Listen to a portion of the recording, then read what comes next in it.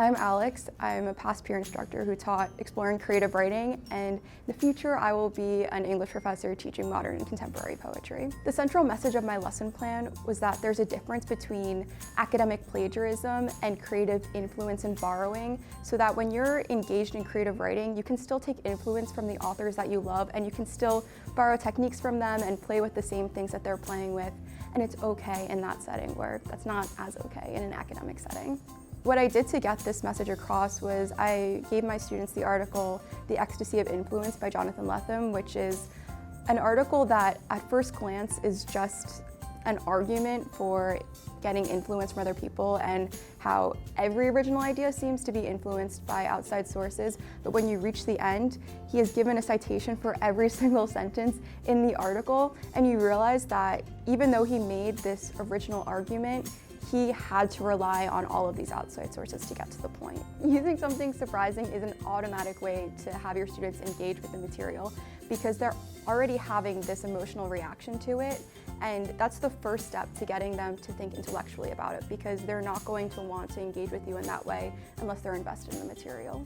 My name is Sanjana Goyal, and I taught a FIGS course on exploring business, and I am going to be a future leader in my community. I really wanted to emphasize to my students early on that to focus on their academic success, because I know for first year students that there's a lot going on that sometimes academics actually take a backseat. And I know a big stereotype within the business school was that sometimes academic success or your classes weren't as important as maybe work experience. So I know those were stereotypes I wanted to break in my academic success plan and really emphasize the point. I kind of just went through the concepts I had learned in my own finance classes, especially in the beginning levels, and one of them was investments because that's such a huge topic in finance classes, especially regarding investing in portfolios and stocks and bonds, and I thought that it would be a really creative way to put a different spin on it and go with the theme of investing in your academic success and investing in yourself. So I came up with a couple of different activities where I was showing my students how you can invest in yourself or what it means to invest in yourself. Hi, I'm Emily Sayer. I taught exploring education and I'm a future English teacher. I taught my class about action research and how teachers are constantly using action research to improve their classrooms. I implemented a lesson using the student-centered approach to instruction where they created a puzzle together. And they each got a piece when they came into class and they had to work together to make one big puzzle. Translated that to student-centered instruction because we talked about how they had to communicate with one another. I just stood on the side and was a guide and gave them the pieces, but it really was the students directing it. And then much like research, you have to start with the small pieces to get to the big picture.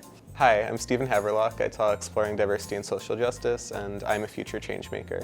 So when I was looking at the academic success lesson, my biggest priority was integration. How am I going to make sure that this connects to my topical area in a way that's meaningful but also interesting for my students? What I did was I took kind of real-life examples in the media of social justice issues being discussed by prominent politicians, nonprofit activists, all of these people, and I took YouTube clips of them actually having these conversations where they were using research and data to back up their facts, and I had examples when they did it really effectively and they kind of won an argument, and I also had examples where they did not use data at all and they were publicly embarrassed on stage, and it really engaged my students, and they saw research isn't just about me writing an essay or going to a library, but if I don't do this, it'll have real life implications. My entire FIGS course, the thesis for that was Who Lives, Who Dies, Who Tells Your Story, as well as Why We Tell Stories.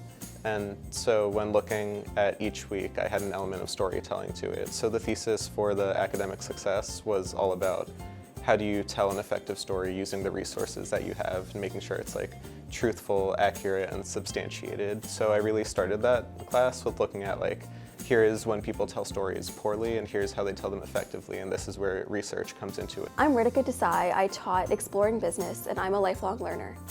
So to help my students understand more about academic success at Rutgers, I wanted to teach them about the importance of plagiarism and why you should avoid it as a student.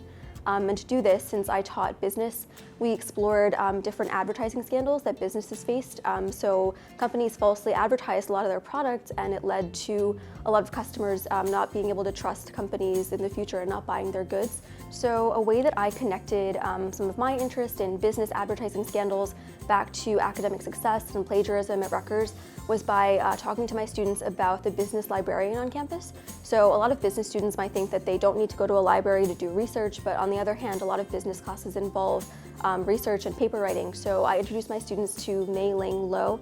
She's the specific business librarian on campus and helps students find credible information to not plagiarize. And so that's how I kind of walked my students back into learning about the Rutgers resources while also learning about plagiarism and scandals. So a way that I helped my students learn about different Rutgers resources by not using typical PowerPoints was by creating infographics instead. So I'm really interested in design and graphic design. So I used some free programs online to create maybe little advertisements or flyers that showcased important parts of each Rutgers resource and were bright and colorful and really attracted students. And I actually saw them taking pictures of them during the class. So it was a cool way to kind of keep the resource in mind in the future. Hi, I'm Suzanne Link, and I taught Exploring Law and Leadership, and I am a champion of democracy. It's not easy to make databases fun and interesting for students, so I made it very applicable to what they would have to do in their final project. I made this a valuable resource for them instead of, okay, well, I have to cover this, so let me just cover it. It was, okay guys, I'm sharing with you a useful tool that you'll then need to incorporate in your final project. So I went through Westlaw, which is a law database, and showed them how they can look for prominent cases in specific fields of law based on searching for specific fields of law. And then for our final project, every group was allowed to, they were told to rank their top 3 fields of law that they were interested in. And, it was a first come, first serve type of thing where, if you came to me first with criminal law, you got to use that for your final project, and then students would look under criminal law on the Westlaw database to find the cases that they would use for their project. So I thought that by tying that into the final project, it gave students some motivation to pay attention and to really ask questions if they weren't sure how they would use this tool on their own.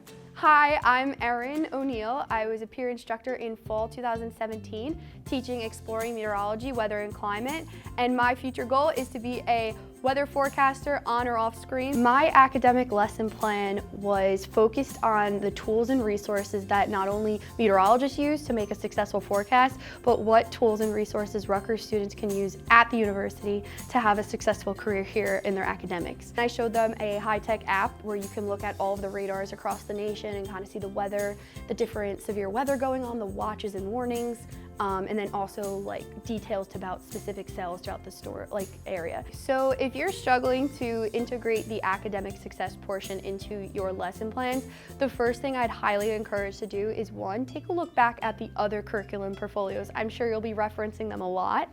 But I think they're really helpful in the sense that you kind of get a different perspective how many peer instructors took their approach to the academic success. I was one version, but I was one of many, close to 80 other students who had to do that as well.